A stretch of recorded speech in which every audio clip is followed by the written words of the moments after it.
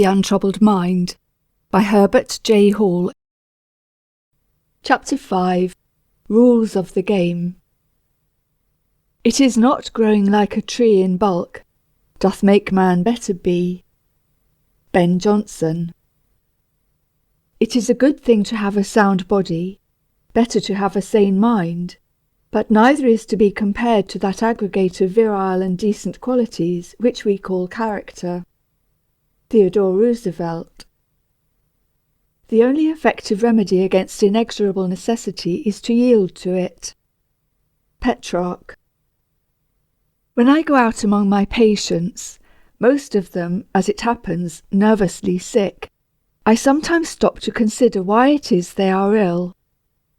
I know that some are so because of physical weakness over which they have no control, that some are suffering from the effects of carelessness, some from wilfulness, and more from simple ignorance of the rules of the game.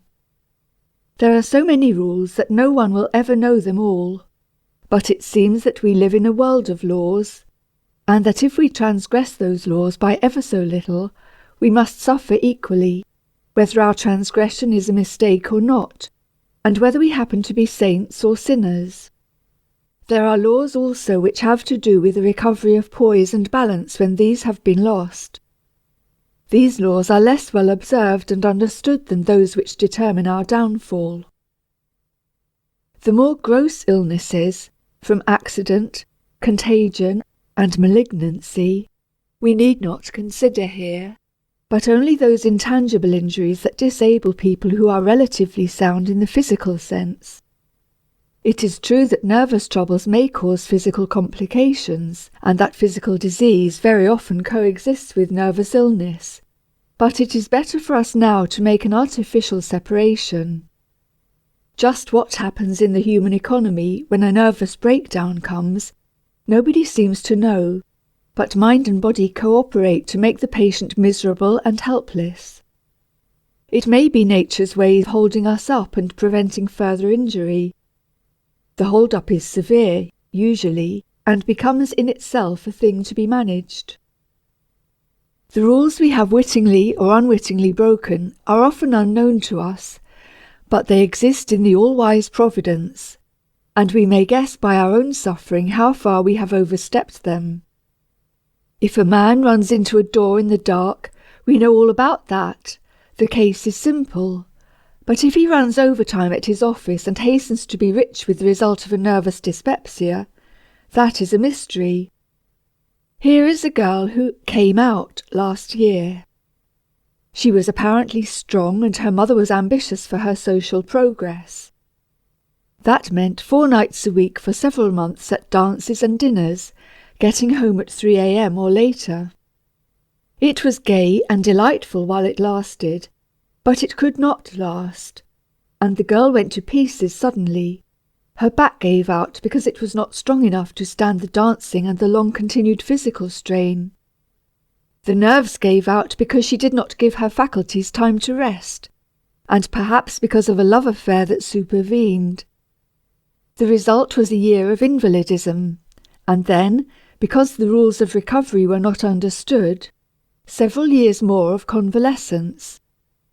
Such common rules should be well enough understood, but they are broken everywhere by the wisest people. The common case of the broken-down schoolteacher is more unfortunate. The tragedy and others like it are more often, I believe, due to unwise choice of profession in the first place. The women's colleges are turning out hundreds of young women every year who naturally consider teaching as the field most appropriate and available. Probably only a very small proportion of these girls are strong enough physically or nervously to meet the growing demands of the schools. They may do well for a time, some of them unusually well, for it is the sensitive, highly strung organism that is appreciative and effective. After a while, the worry and fret of the requirements and the constant nag of the schoolroom have their effect upon those who are foredoomed to failure in that particular field. The plight of such young women is particularly hard, for they are usually dependent upon their work. It is, after all, not so much the things we do as the way we do them, and what we think about them that accomplishes nervous harm.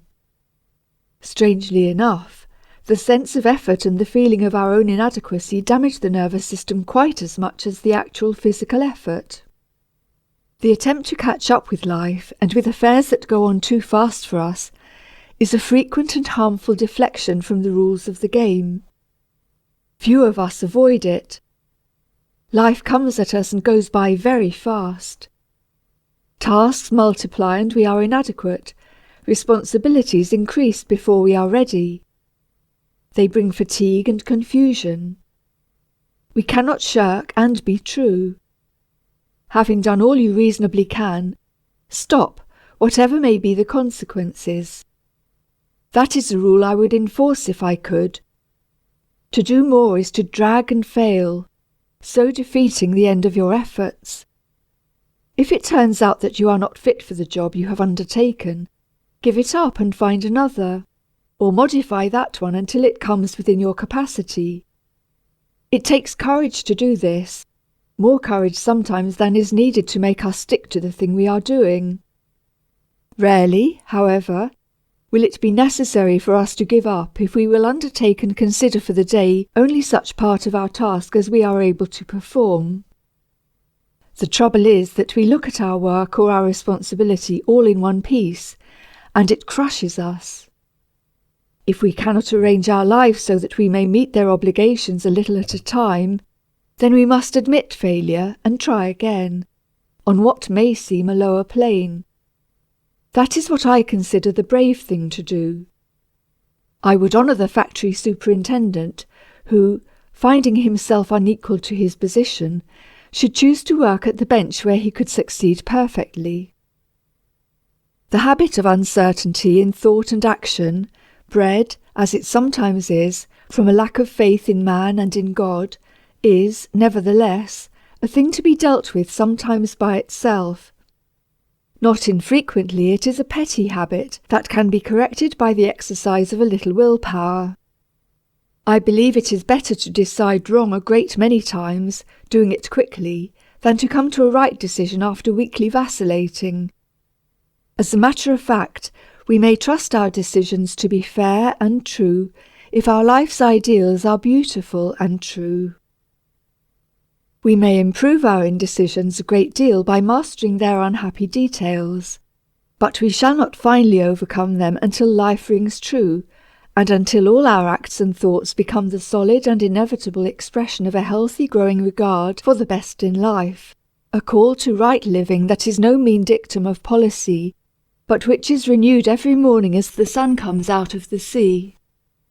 However inconsequential the habit of indecision may seem, it is really one of the most disabling of bad habits.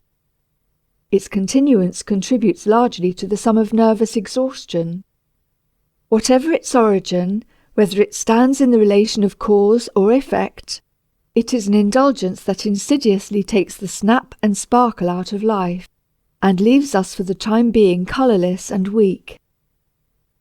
Next to uncertainty, an uninspired certainty is wrecking to the best of human prospects. The man whose one idea is of making himself and his family materially comfortable, or even rich, may not be coming to nervous prostration, but he is courting a moral prostration that will deny him all the real riches of life, and that will in the end reward him with a troubled mind, a great, unsatisfied longing, unless, to be sure, he is too smug and satisfied to long for anything. The larger life leads us inevitably away from ourselves, away from the super-requirements of our families. It demands of them and of ourselves an unselfishness that is born of a love that finds its expression in the service of God. And what is the service of God, if it is not such an entering into the divine purposes and spirit that we become with God recreators in the world, working factors in the higher evolution of humanity? While we live we shall get and save, we shall use and spend, we shall serve the needs of those dependent upon us, but we shall not line the family nest so softly that our children become powerless. We shall not confine our charities to the specified channels, where our names will be praised and our credit increased. We shall give and serve in secret places with our hearts in our deeds.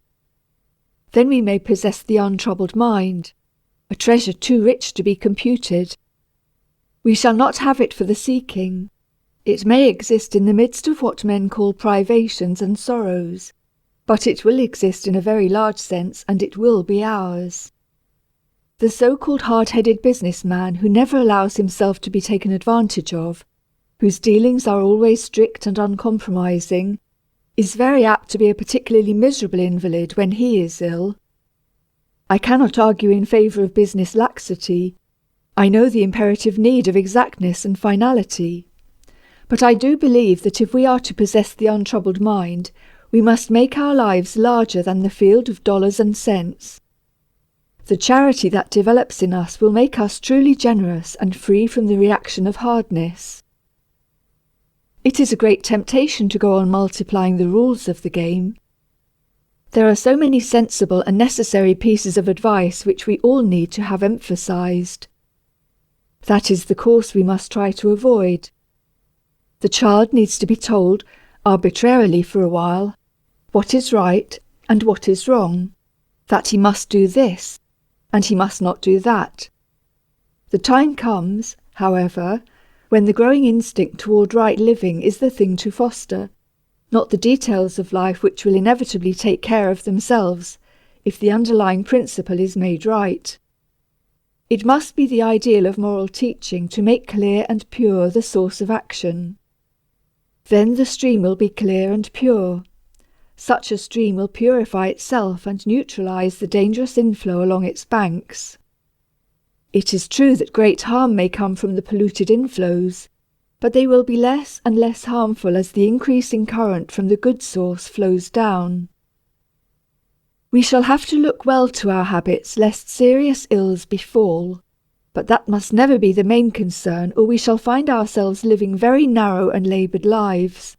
We shall find that we are failing to observe one of the most important rules of the game. End of chapter 5.